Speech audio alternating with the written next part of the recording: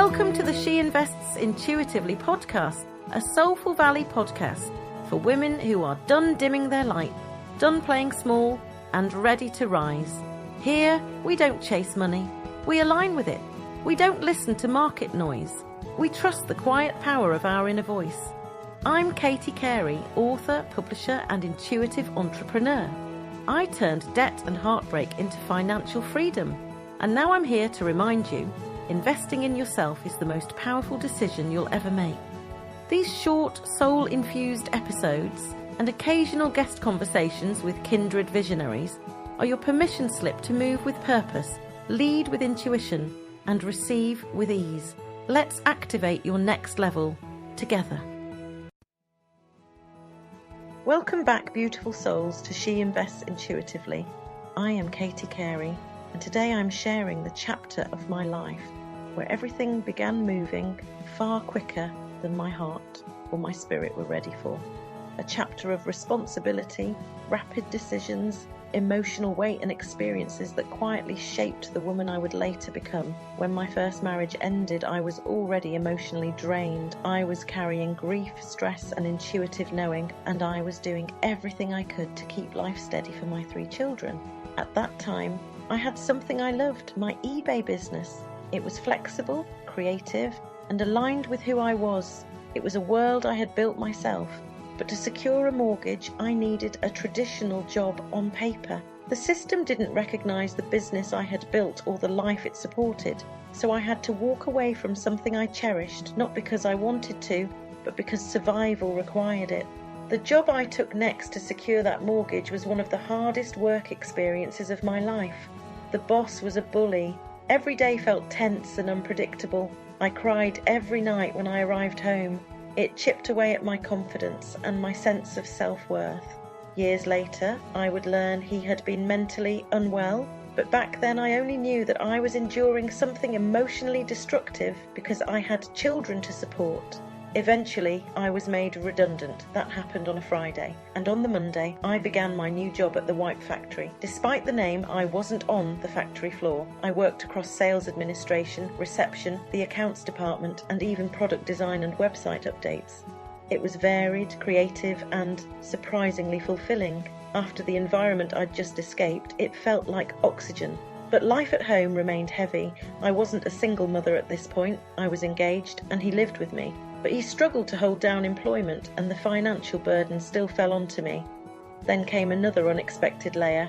His son came for what was meant to be a short visit, a week, but he wasn't collected. That visit became something much longer, around 7 months. And suddenly I was supporting myself, my 3 children, my partner, and his child too. The weight on my shoulders became immense. And yet at the end of 2007, another chapter unfolded. The wedding. He had secured a job for a brief moment, and I let myself believe in a bit of stability. I began planning the wedding, paying deposits, organising everything, and ended up yet again carrying the full financial responsibility because within weeks his job disappeared.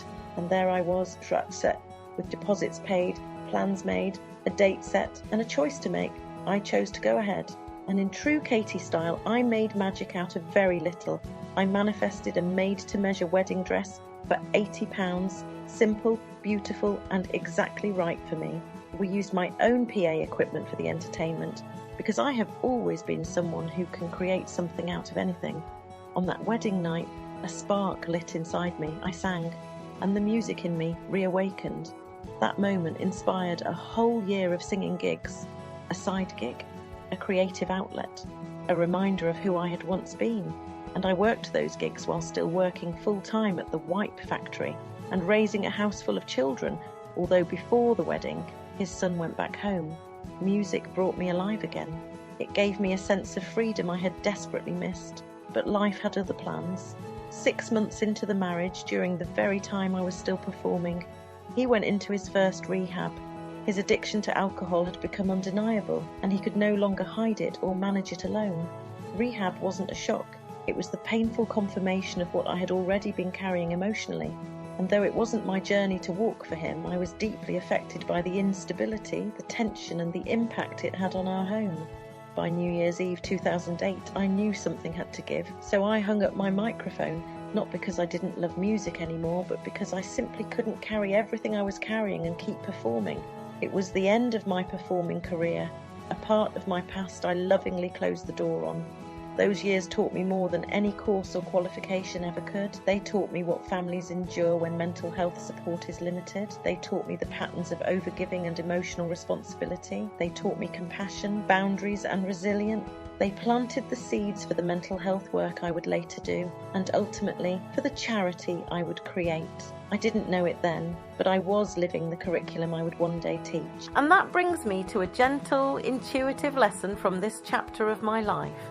When life becomes heavy, your intuition does not ask you to push harder. It asks you to pause, to check where your energy is going, to notice the difference between caring and carrying.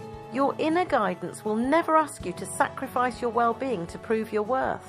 It will always guide you back toward balance and truth. Sometimes the most intuitive, powerful choice you can make is to stop holding what was never yours to hold. Your soul knows the difference, and it will always guide you back home when you are ready to listen. If any part of my story mirrors a chapter in your own, I invite you to ask yourself one gentle question. Where am I carrying more than my spirit ever agreed to? You don't need the answer today. Awareness blooms in its own time. In the next episode, everything begins to shift. Leaving the wipe factory, stepping into the NHS, walking into my first meditation class, meeting the Buddhist monk who became a friend, training in holistic therapies, beginning my access course, starting my open university degree, launching my non-profit, and stepping onto the spiritual and service path I was always meant to walk. Thank you for being here with me. Thank you for witnessing the parts of life that are complex, heavy, and deeply transformative. I am Katie Carey, and this is She Invests Intuitively. Until next time, beautiful soul, be gentle with your becoming. Thank you for tuning in to She Invests Intuitively. If this episode lit something up inside you, trust it, share it. Take one aligned action before the day ends. Remember, your energy is your currency. Your intuition is your greatest investment strategy. And you are already the woman you've been waiting for. Be sure to subscribe, leave a soulful review, and visit sheinvestsintuitively.com. Here's our disclaimer. The stories and insights shared in this podcast are for inspiration and educational purposes only and are not financial advice. Always trust your intuition and seek professional guidance when needed. When you've finished here, come and join me over on the Soulful Valley podcast, where inspiring authors, healers, and visionaries share their journeys of awakening, purpose, and transformation. Until next time, keep rising, keep trusting, keep investing intuitively.